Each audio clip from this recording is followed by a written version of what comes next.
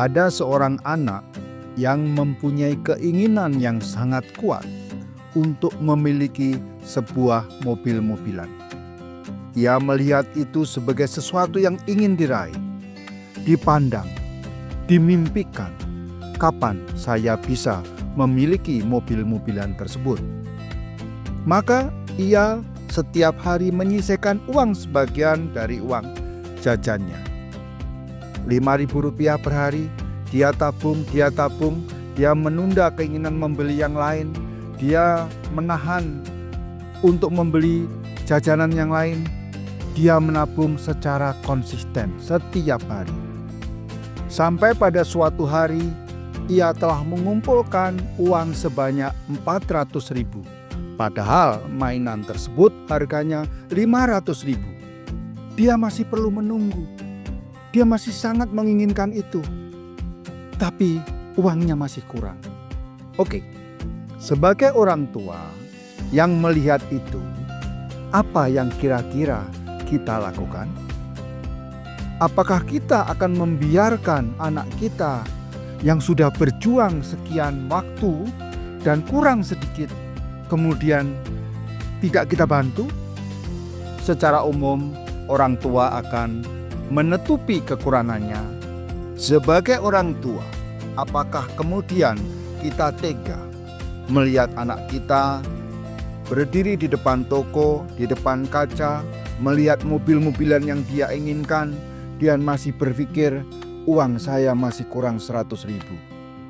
Dia melihat kantongnya, berapa lama lagi saya akan menahan diri untuk membeli mainan? Sebagai orang tua, sebagai ayah, sebagai ibu, tentu kita akan tidak tinggal diam. Kita akan datangi, "Nak, apakah kamu sangat menginginkan mobil-mobilan itu?" "Oke nak, 100.000 akan ayah atau ibu tambahin pada tabunganmu. Belilah." Demikianlah dunia ini bekerja. Mari kita telaah pelajaran apa dari sebuah cerita yang barusan saya sampaikan. Pertama, anak itu mempunyai keinginan untuk memiliki mobil-mobilan. Tanpa keinginan, tanpa tujuan, tanpa mimpi, mobil-mobilan tidak akan dia miliki. Jadi, kalau kita punya keinginan, kita berusaha, kita meraihnya. Kalau kita tidak punya tujuan, tidak punya mimpi, kita tidak akan kemana-mana. Pelajaran kedua adalah, kalau kita punya keinginan, itu satu hal penting.